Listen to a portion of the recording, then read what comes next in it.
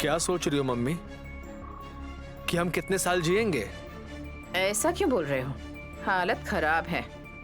हालत खराब है तो क्या करोगी? तो मर जाऊं क्या? मेरा मतलब वो नहीं है मम्मी। जब सेहत ठीक है लेकिन आयु कम है तो इसका क्या फायदा? घुमा फिरा कर बात मत करो, सीधे सीधे बोलो।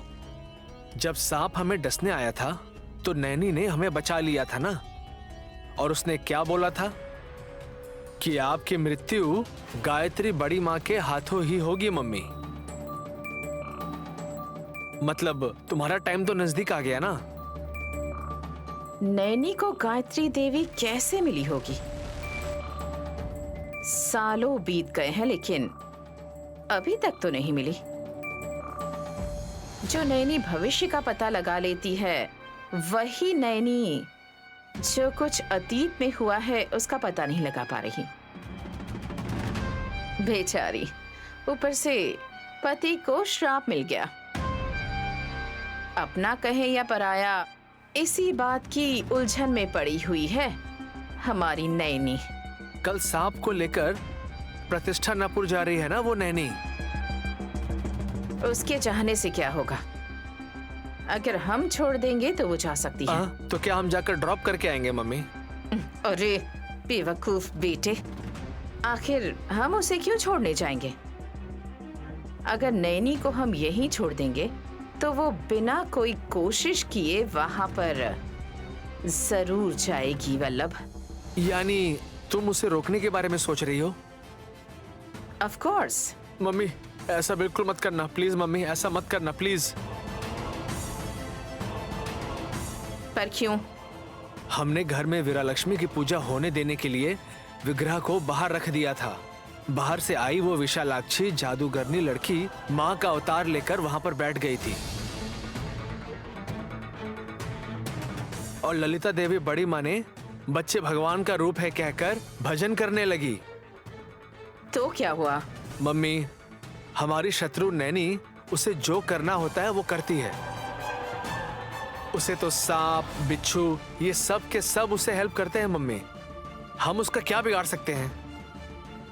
अगर हम चुप बैठे रहेंगे तो विशाल का बुढ़ापा चला जाएगा और उसकी जवानी वापस लौट आएगी। 2 बेटियों का बाप है, अब जवानी का क्या करेगा मम्मी? बेवकूफ, तुम जैसे लोग सोचते हैं जवानी रहने से मस्ती कर सकते हैं। ये लोग वहीं पर रुके रहते हैं, लेकिन विशाल जैसे लोग इस तरह से नहीं सोचते। वो ऊपर चढ़ने की कोशिश करते रहते हैं मेहनत के बल पर। बुढ़ापा उसे आया है तो हमें दर्द क्यों होगा मम्मी? परेशानी में पड़ सकते हैं। यस, उसे तालाब में हम लोगों ने ही फेंका था। अगर वो ठीक हो गया तो हमारे साथ खेल खेलेगा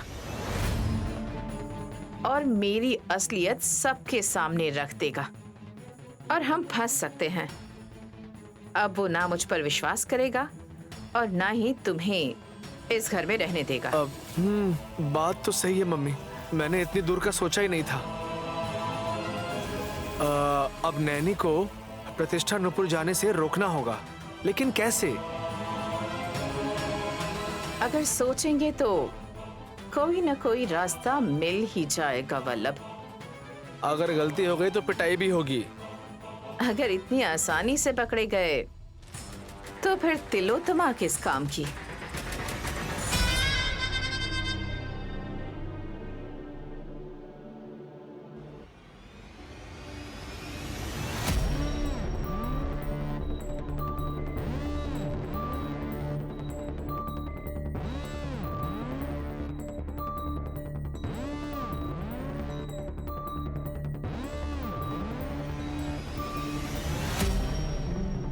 अगर कोई आने वाला होता है तो लोग दरवाजे की ओर देखते हैं, आप लोग सीढ़ियों की ओर क्यों देख रहे हैं? नैनी भाभी के लिए।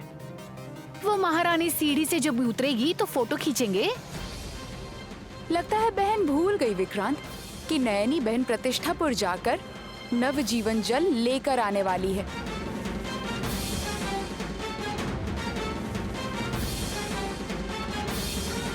मम्मी, उस फूल को नैनी के कमरे में रखना चाहिए हम पर डाउट हो सकता है। हॉल में सबके सामने देंगे तो बिना शक वो खुशी खुशी ले लेगी। ओह, उस फूल की महक को सुनते ही वो अपना होश खो देगी और बेहोश होकर गिर जाएगी।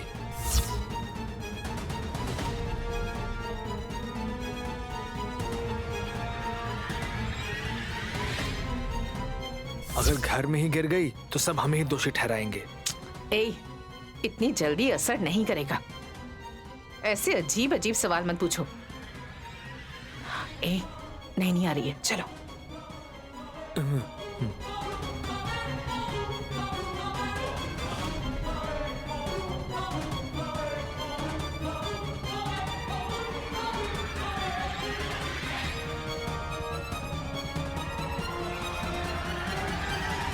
विजयी भव, विजयी भव, सकल कार्य सिद्धिरस्तु।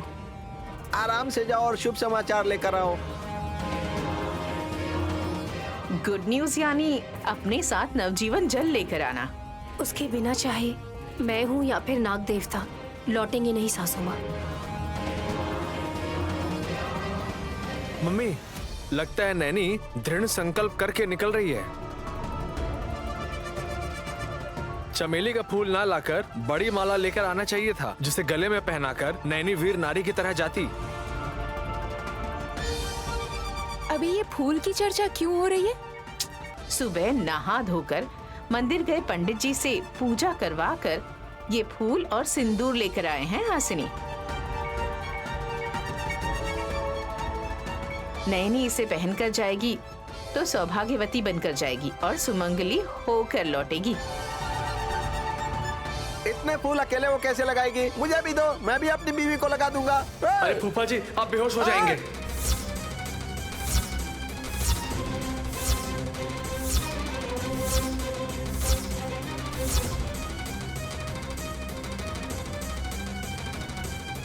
अब अरे पावन मूर्ति का जोक जरा समझना चाहिए ना तुम्हें। क्या बात है? जो फूफा जी नहीं जानते वो आप लोग जानते हो? मैंने कई बार देखा है जब भी धुरंधरा फूल लगाती है अपने बालों में तो पवन मूर्ति उस सुगंध के मारे ऐसा बन जाता है जैसे उसने शराब पी रखी हो।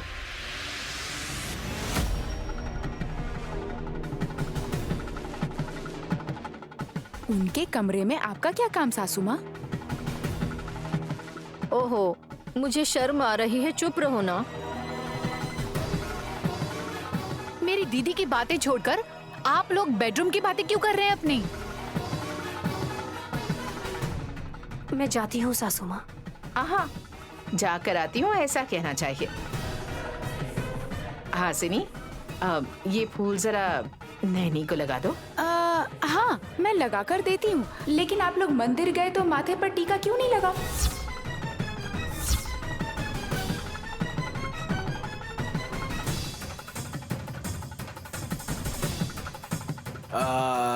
शायद पसीने से मिट गया होगा। पर मेकअप तो जैसा का तैसा है।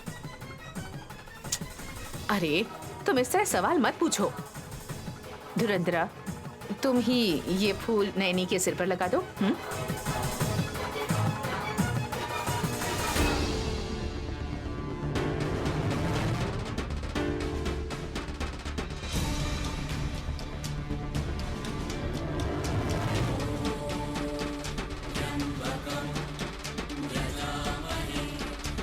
ओम नमः शिवाय।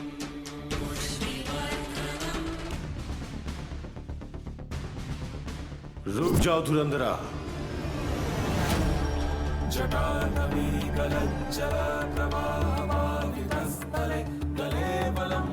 उन फूलों को नैनी के बालों में मत लगाओ। 5 मिनट देर से आता तो काम बन जाता। क्यों गुरुजी? उसमें कुछ मिलाया गया है क्या? हे, तू ऐसी बातें क्यों करती है? प्रतिष्ठा के पर्व में चमेली के फूल निषेध है।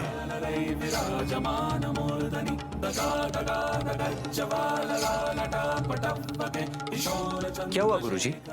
कोई कारण है क्या? कारण की आवश्यकता नहीं है विक्रांत।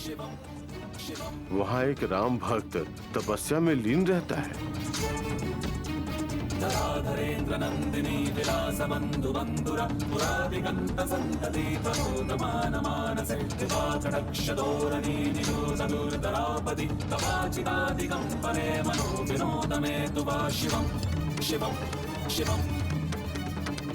कौन है वो नर? नर नहीं, भगवान है।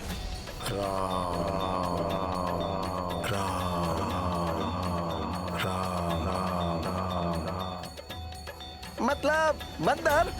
गुरुजी, इन्हें नाम बताकर इन्हें जाने दीजिए। उस राम भक्त का नाम है बजरंगी।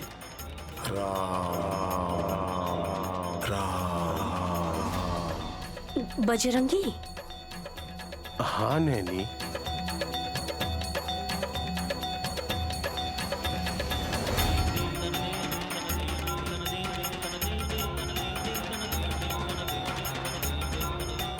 जो राम नाम का जप करता है, उस बजरंगी के सामने अगर तुम चमेली का फूल ले जाओगी तो उनका ध्यान भंग होगा।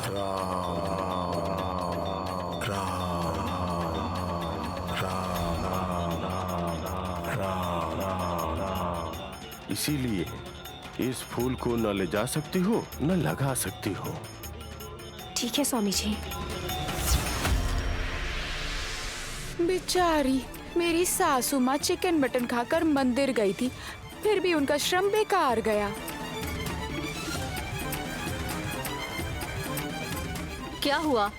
हम लोग पहन लेंगे और भाभी तुम्हें भी थोड़े से फूल दे देगी ना। कोई जरूरत नहीं है। सासू माँ को दुख हो रहा है कि उनकी मेहनत पर पानी फिर गया है। दीदी एक मिनट। स्वामी जी, मैं और नागराज प्रतिष्ठापुर जा रहे हैं, लेकिन हमें नवजीवन जल कैसे प्राप्त होगा?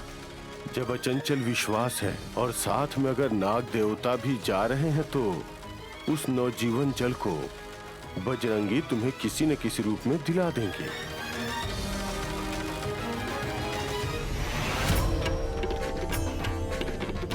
उसे लेकर आना तुम्हारी जिम्मेदारी है। जय विशालाक्षी माँ। जय विशालाक्षी माँ। आप जाइए भाभी। आराम से जाना दीदी। तो मैं आती हूँ स्वामी जी। शुभम बोयार।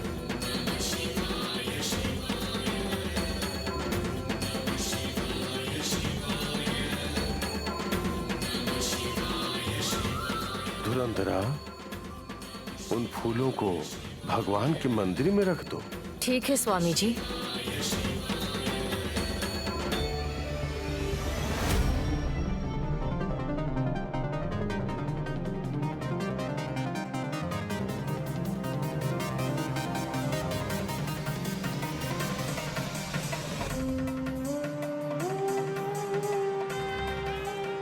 अब प्रतिष्ठापुर ढूंढते हुए आ तो गई, स्वामी जी के कहे अनुसार यहाँ पहुँच भी गई हूँ। मुझे लगा था यहाँ कोई ना कोई गांव होगा, लेकिन ये तो पहाड़ी इलाका है।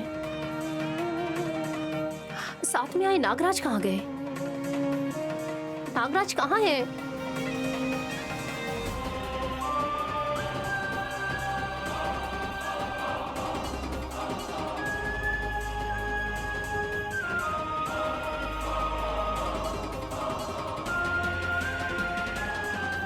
नागराज, आपको बातें करनी तो नहीं आती, पर मैं जो बोल रही हूँ वो तो आप समझ पाते हैं ना, और वो कार्य भी कर पाएंगे। भले ही बड़ी माँ में ये शक्ति है कि वो जल लेकर आ सकती थी, लेकिन उससे बढ़कर शक्ति आपके अंदर है नागराज। स्वामी जी ने जो जगह बताई है ये वही है ना? जिस वानर के बारे में कहा था वो कहाँ पर है?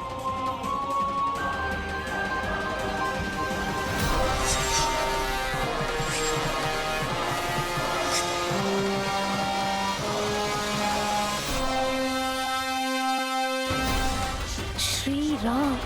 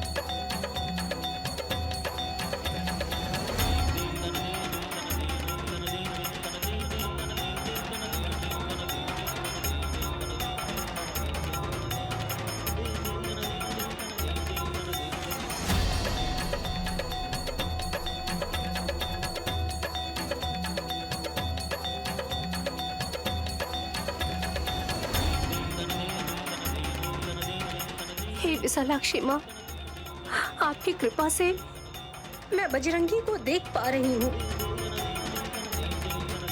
बजरंगी जिस तरह से राम नाम जप रहे हैं, उसी तरह से आप मेरे पति को मुक्ति दिला दीजिए, उसके लिए तप कर रही हूँ। उस नवजीवन जल को नागराज ला सकते हैं, लेकिन वो जल कहाँ है ये सिर्फ आप ही जानते हैं। रास्ता दिखाइए बजरंगी।